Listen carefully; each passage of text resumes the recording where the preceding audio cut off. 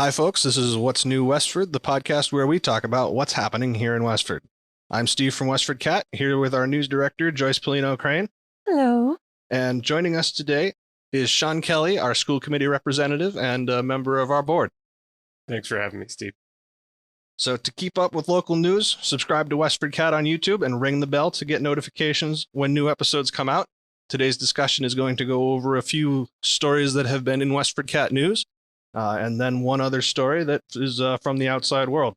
So the stories on today's rundown are signs of wildlife still seen around town, 9/11 candlelight remembrances, the Gray Ghost Mascot Debate, and how the U.S. made affordable housing illegal.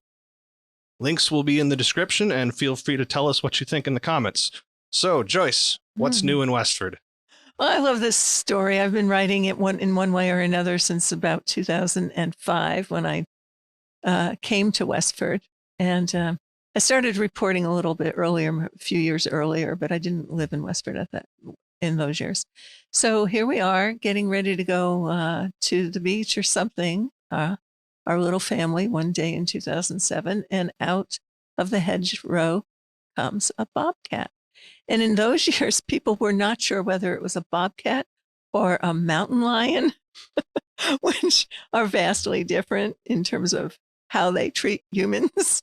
So, I just love wildlife. I love covering wildlife.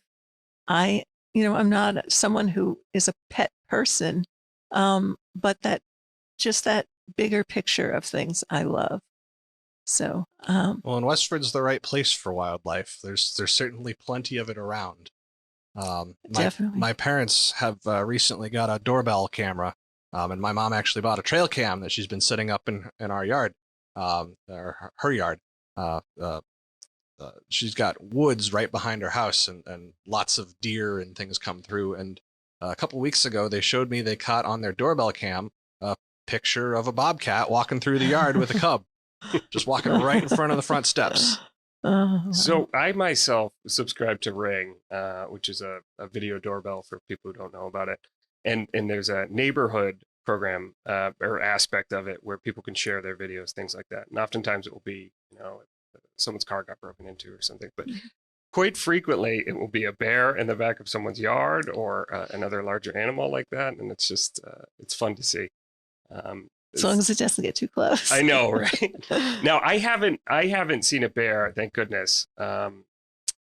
Apparently black bears are more like big cats that you can kind of scare away. But what we always have is we have a family of turkeys that will just walk through our yard, and they get so darn close to the house that they're actually on the fence. And my sons are so fascinated, they just run out and start yelling at the turkeys and stuff. But, I got to kind of keep them inside because I don't know. Can a turkey attack you? Or? It can. I wouldn't mess with one. I got bit by a swan once in high school, and they're nasty. They're nasty. I know, they're so beautiful and so nasty. Very territorial, right?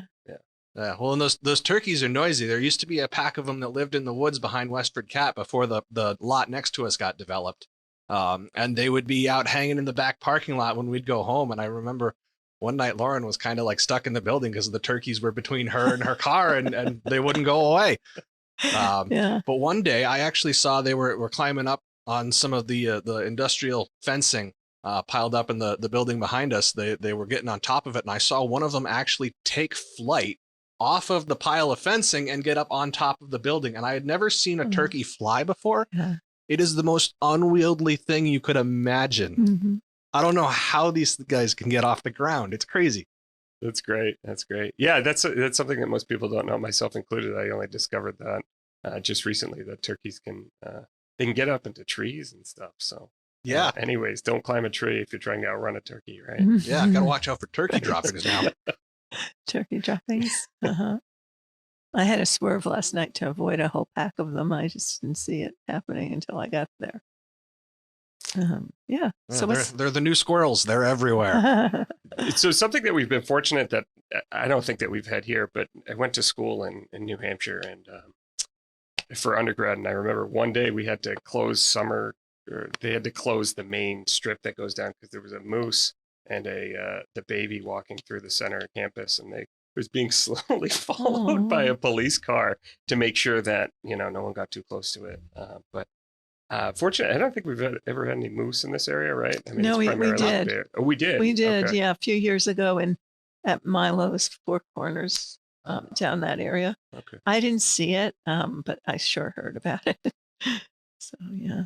Even more than a deer, a moose is someone you really don't want to mess with. Right. Yeah. Those guys are big. Absolutely.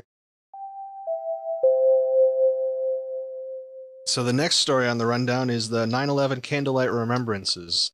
There was a couple of different 9/11 remembrance ceremonies that went on in town. I know Nick recorded the town's official ceremony. That's available on WestfordCAT. You can go look at that.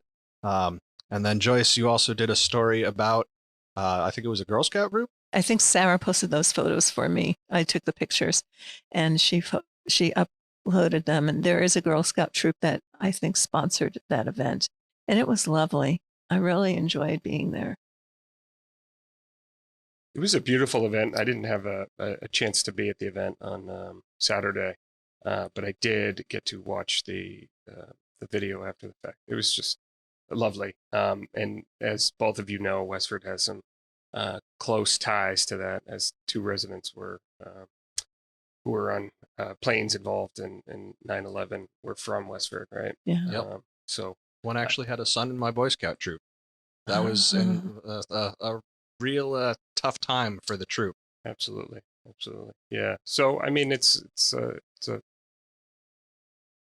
hard day for folks of Westford, right? But it was a beautiful ceremony, and I think that the speakers captured it right, that it wasn't just the folks who lost their lives day, but the people who had long-lasting effects after the fact, and people who had mental problems as a result of it. So, but otherwise, a beautiful ceremony for the 20-year remembrance. Yes, indeed. Yep. Yep. I think Westford's done a good job remembering. And I really like Dave Christiana's memorial statue. He does really good work. And anybody who hasn't been by the center of town to see that should go take a look at it. It's really nice, very well put together. Thanks for listening, folks. We're going to take a quick break and come back after a word from our station.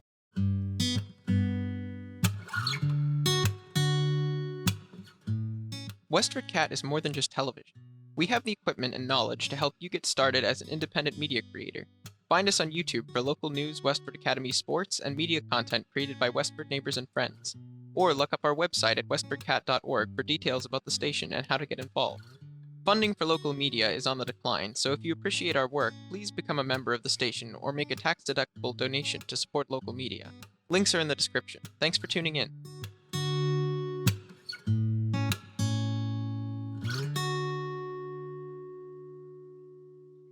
We are back with more news and discussion. Just a quick reminder, links to these stories are in the description if you want more information.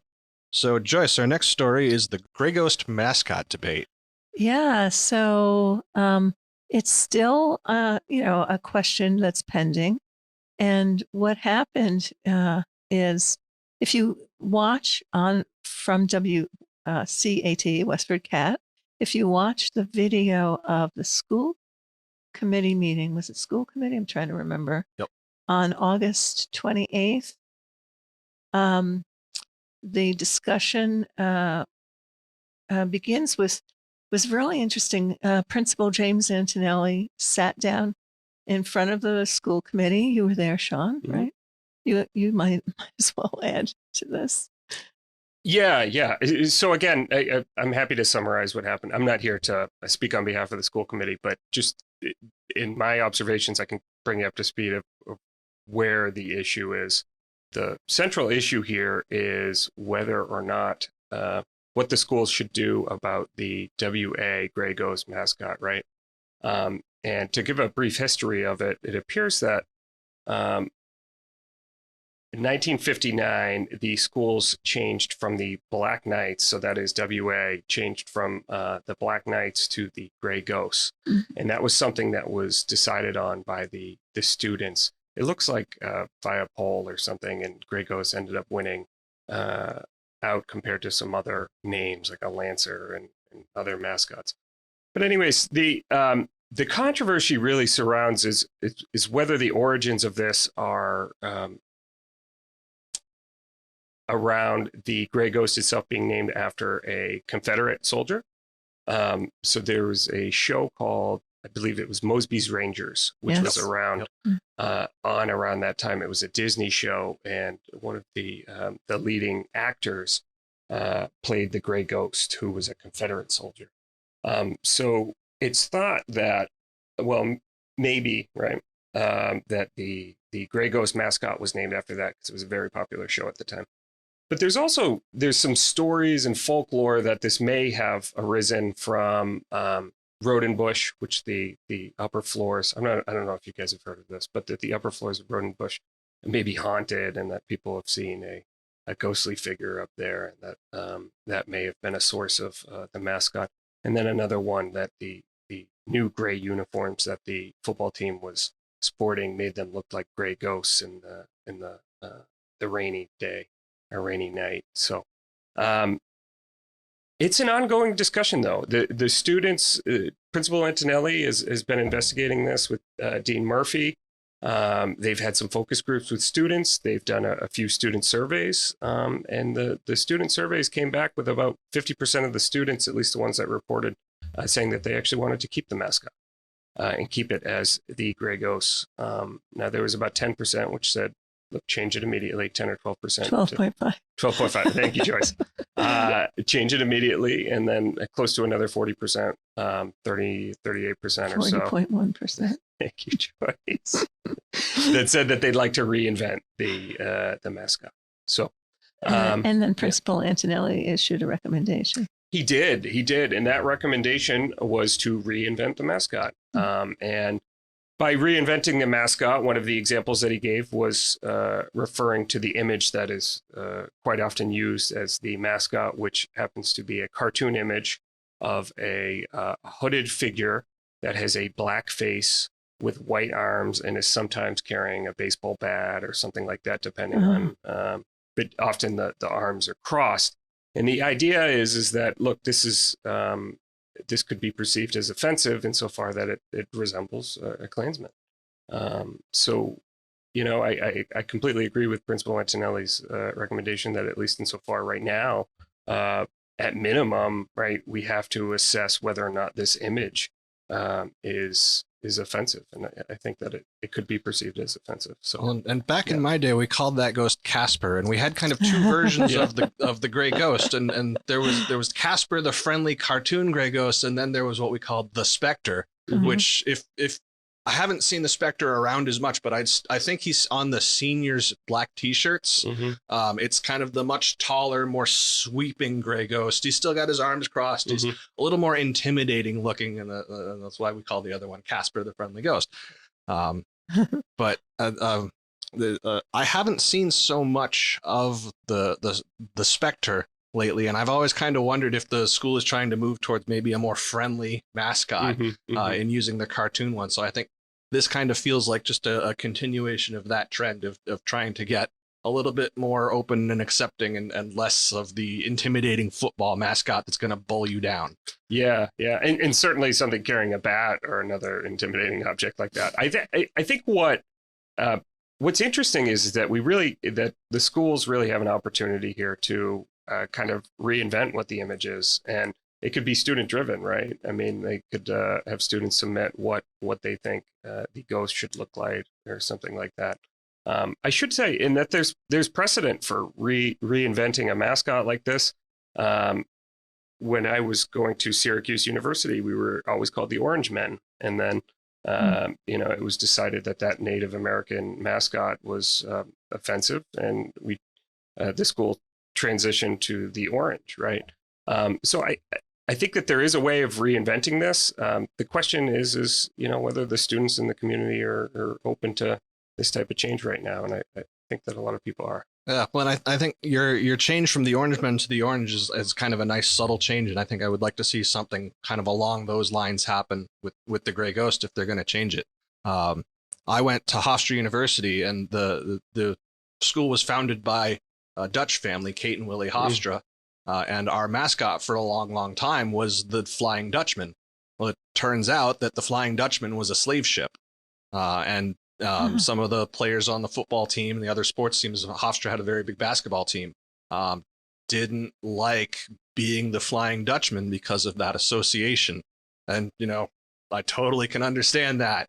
But they decided to change it, and they completely went off in a different direction, and they changed it to the Pride, like Pride of Lions, but also with that double entendre of, oh, we're so proud of our school. Mm-hmm. And that they now refer to the Hofstra student body as the Pride, which is interesting, but I don't think it really caught on while I was there. I think I was there for like the first or second year of it, my freshman year. And I don't think anybody really had that school spirit of we're the Lions, we're the Pride. Actually, my senior year, there was so much school spirit that they shut down the football team because nobody was coming to games. So Hofstra football has been undefeated since 2010. Because they haven't played. Because they haven't played. But so I think that's a little bit of a dramatic shift in the mascot. And I would like to see something more like what happened with Syracuse than what happened with Hofstra at WA. But I also think it makes total sense to let the students decide. I mean, if they decided on the Grey Ghost in the first time around,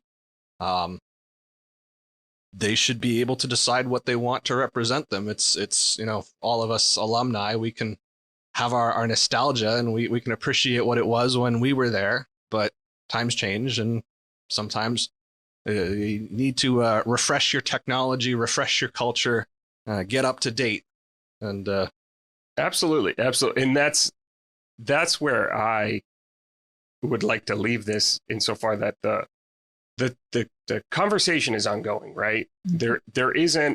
There was a recommendation on the table, but the conversation's still ongoing with the student body.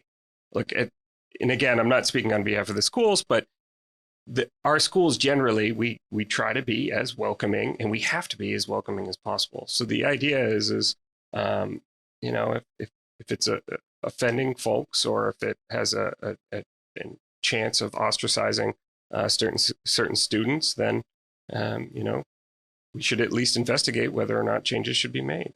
And so the conversation's ongoing, and we'll see where it goes and where it ends. So at this point, we're going to take a quick pause. We're going to watch a piece from outside of WestfordCAT. And we can't play this on the podcast because it's copyrighted, but there is a link in the description. And so I encourage you to pause the podcast and click on that link and watch this video. It's done by Vox Media. And I think it really relates to Westford more than I expected when I first started watching, which is why I wanted to bring it on and have this discussion. So this story by Vox kind of blew my mind when I first saw it, because every kind of new subject that they move into 100% applies to Westford. It just throughout the whole video. And it kind of blew me away that I had never heard any of these issues before. I mean, I've been covering government meetings in Westford for almost 10 years now. And we frequently hear about, well, there's an affordable housing problem in Westford. It's tough for young families, for students who are just graduated from school, and for minorities who don't have the economic advantage to move into town because it's so expensive to live in Westford. And, the things they mention in the story, they have zoning bylaws that limit multifamily housing, height restrictions, parking requirements, minimum lot sizes, and this idea of the neighborhood character. And that to me is like the biggest, like, whoa, what is that? Because we've all heard about the character of Westford, and I never really picked up on that as a dog whistle for exclusionary housing, but it turns out it actually might be. And for our zoning bylaws, we only have multifamily housing along 110.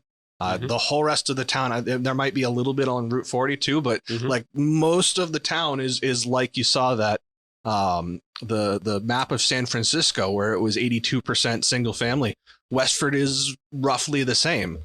Height restrictions. Westford has a height restriction of 3 stories on your house. You can't build higher than 30 feet. the minimum lot sizes. Westford has minimum 1 acre lots, and developers have been able to find ways to kind of get around that with the OSRD, which is Open Source Resource Development Plan. And that's basically an alternate plan that lets them take a big parcel of land and create houses with smaller lot sizes, but that land is all still included in the development, because one of the things they have to do is create open space. And so the combination of all of the open space in a development and then all of the houses lots averages out to 1 acre per lot. So even though you can have lots in Westford that have smaller than 1 acre, if it's an OSRD, then it's still 1 acre per lot. It's just that 1 acre of land is being partially put in open space instead of on your lot. If you go look at all of the apartment buildings in Westford, like I live in Princeton, they're all luxury apartments. And Princeton is a really nice apartment complex. It's also ridiculously expensive. I think their current listing for my apartment, single bedroom apartment, is like $1,900 a month. That's outrageous. I couldn't. That's a mortgage payment. It is, right? It's a mortgage payment on not a small house. Right. Yeah, on a $500,000 house. Yeah. And just everything in this piece rings a bell for me and goes ridiculous. Like this is crazy. Right up to the process being defined by those who show up to public meetings.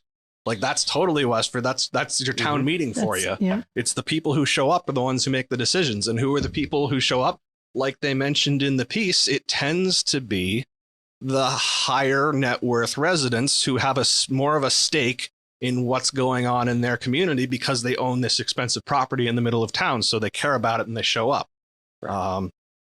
And that's actually something that the town's kind of owning right now that I was really happy to hear about is help me if either of you know the name of the committee, but there's a new task force that's charged with increasing attendance at town meeting. Yep. Yeah. I'm on that committee. You are. Great to hear, Steve. Yep. And we're doing constituting next week. Oh, fantastic. So obviously you guys are doing great things. And like, because these are discussions that even if we as a town elect not to do it, I mean, that's fine. But these are discussions that we need to be having because it's affecting things outside of just the town and housing prices and stuff. And we're noticing it at the school level that the families that are coming in and placing children in our school district, it's getting later and later into the academic process. So the average age, I believe, and don't hold me to this, was grades 3 to 5 now for families moving into the community. Those aren't folks. So that means that our youngest grades,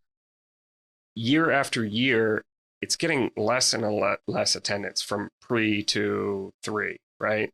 So it's a problem. Like our enrollment in the schools is going down. And I really think that it's a function of how expensive it is to come into this community, particularly for a young family. If you have 2 kids, the idea that the lowest value house that you'll be able to find is still $500,000. It's daunting.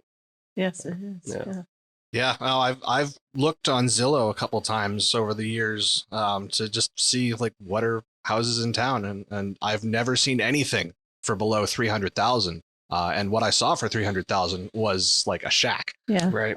Right. And yeah, housing in town is outrageous, especially now during the pandemic with everything is kind of being pushed up. And yeah, you can't live in town.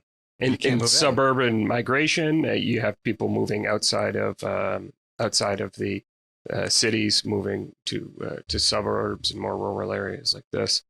I kept wondering when that all began, because there must have been a pinnacle when everything changed regarding affordable housing. Because in the early years, when I started out I was a middle-aged new reporter, I had 5 towns to cover.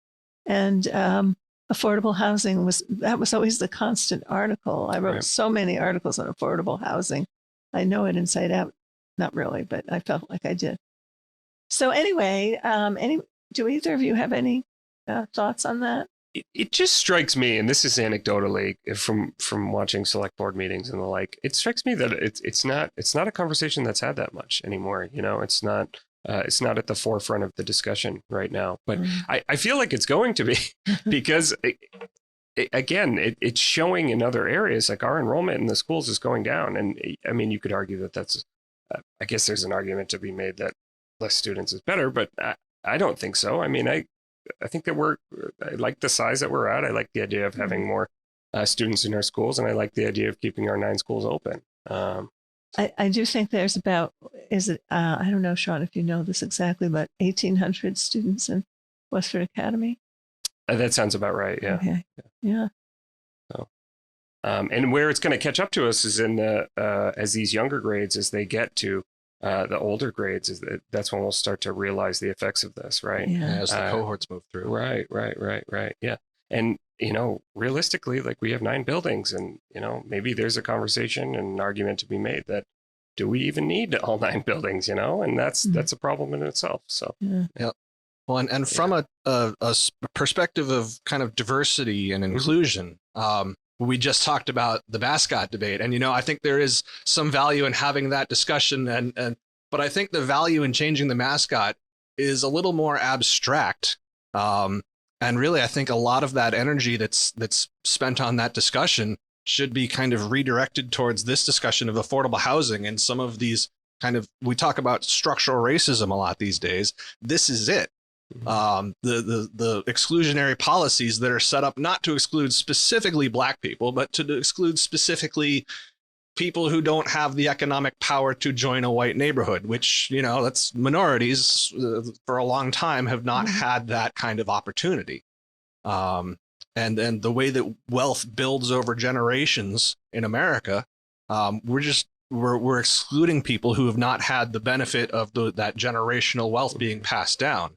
And I think I'd like to see more of this conversation being carried on in town, because I think we can get a lot more mileage for the political willpower to make changes out of addressing some of these zoning bylaw issues than I think we're going to get out of changing the mascot. Well, I think that part of it's educating folks on, why this might be in their best interest. Like I live in a neighborhood in town where the houses are very close. I don't hide it. I live in Nabnasset. The houses are very close to each other there. They're it's small. Yeah, a little smaller compared to most of the town. And if I could trade to move to a different neighborhood, I wouldn't. I mean, the neighborhood, it's we're all close together. I know my neighbors well. My son gets on his bike and bikes around the neighborhood, and I feel safe and comfortable in doing that because there's everyone knows each other, and there's a sense of community. Like, oh, you're from Nab, and we meet down at the beach and stuff. So it's there's a sense of community to that, and I think that maybe that's getting lost in the conversation of, well, I need my acre right here, and it's I wouldn't have it any other way. But there's intrinsic value in knowing your neighbor and being close to them. Something that struck me too, Steve, is that the multifamily houses that we do have in this community, they don't necessarily solve the issue that was raised in the video, right? So the multifamily houses, right, they're often these condominiums that are 55 plus communities that are sharing a wall or something, right? Yep. And that's not helping anything, right? It's not, or at least the problem that was addressed in the issue.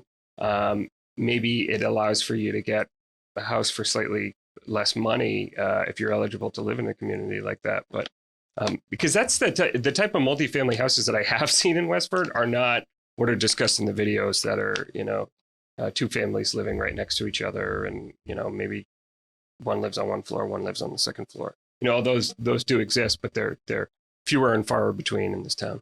Let me ask you this, because I'm fascinated by this topic. If you drive by, there's a place that you can see from, I think, Route 3, and it's an RV vehicle seller.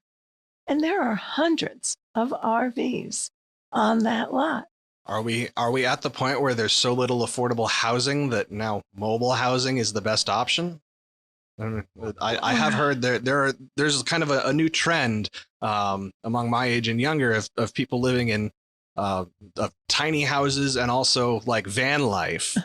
And you know, a big part of the van life trend is that, like, you know, we can't afford a house. So it's maybe more fun to have this adventure where you're living in a van for a couple of years and saving up everything that you earn at work rather than spending 80% of your income every year or every month just on kind of the cost of living.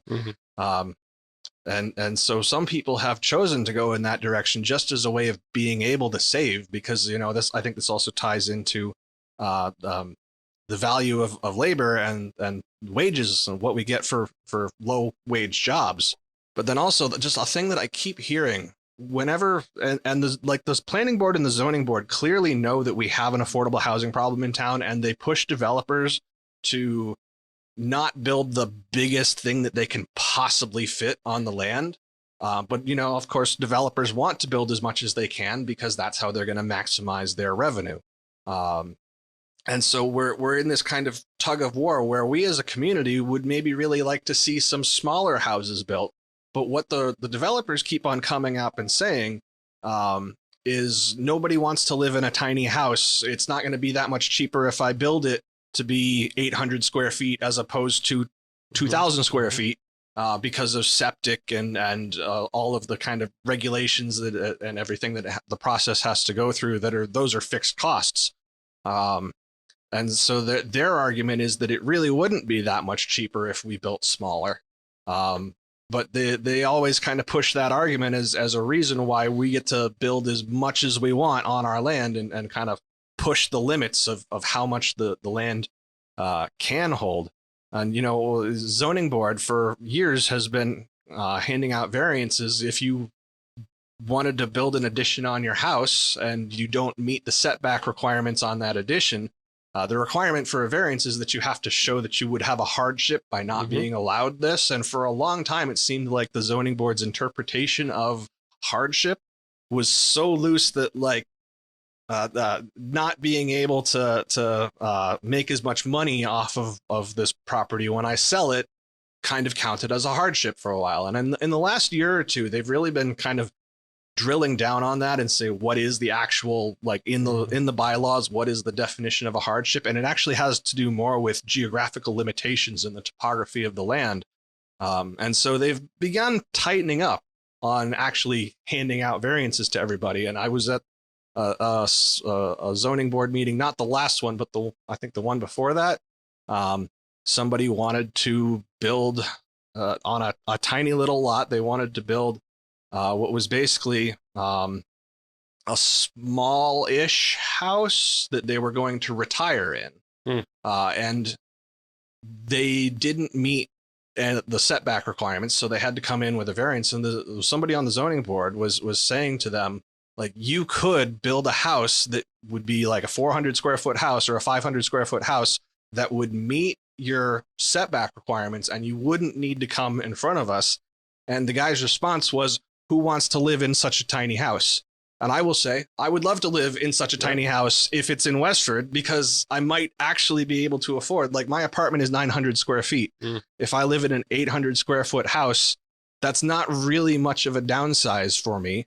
But I'd imagine that it would be a little bit less than the price of this single apartment that I have. And so I think there's a resistance among developers to this idea of tiny houses. But where you see the tiny houses is among the younger generations. And we don't have really the younger generations in town as much. No. We don't have as many millennials. Gen Z is kind of just getting to that age. But, you know, I'm on the older end of the millennial generation. I would be happy to live in a tiny house like that. I have a bunch of friends who I think would be happy to live in a tiny house. But that desire hasn't been recognized by the developers, and maybe it's just because there's a financial incentive for them to not recognize it. Right. Thank you, Sean, for coming in and joining us in the discussion. Thank you, Joyce, for writing the news and telling us what's going on in Westford. Thanks for having me. Thank you for listening, folks. We hope this leaves you a little better informed about your town. If you liked this episode, tell YouTube to share it with your neighbors by hitting that like button, and tell us what you think about these stories in the comments below. Well, thanks for watching. What's Due, Westford?